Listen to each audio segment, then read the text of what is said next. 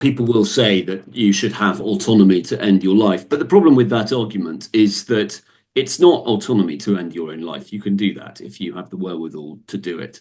And if you perhaps illegally, but if you're going to commit suicide, then inevitably people will go to all sorts of straits, gather the medicines or the materials to do it. That's always been possible. We decided in the 1960s to decriminalize suicide because it is iniquitous to punish people who are in a state, one would assume, in almost all cases, in a terrible state of depression and mental anxiety. They've decided to kill themselves, or have decided, perhaps in a fleet of passion, or perhaps it isn't.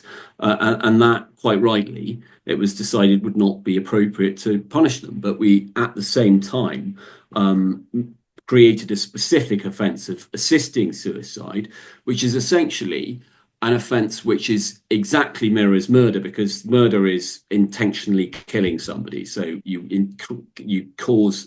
intend to cause grievous bodily harm or death, and your actions cause the death of a person. That is the actus reus and the mens rea, the action and the mental element that is necessitated by murder. That would also be present in a person who attempted to assist somebody to kill themselves.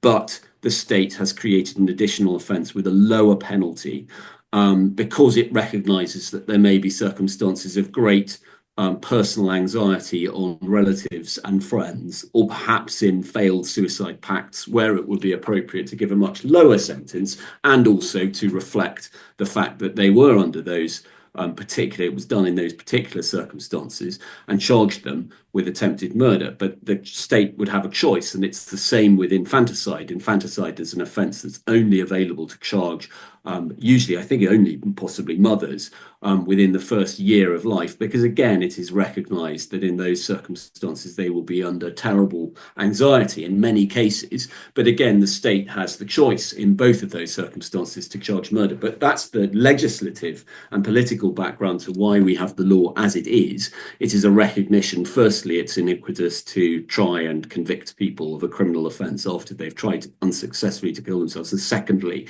that it is right to penalise and ensure that it is still unlawful to help them, but also to give those people a lower sentence and reflect the lower criminality because of the lower moral culpability of people who are in that terrible situation. But that isn't to say that the state at that point considered that it was right for that to happen. And I think that was the right choice, because we can go on to discuss, you're asking me for the arguments in favour.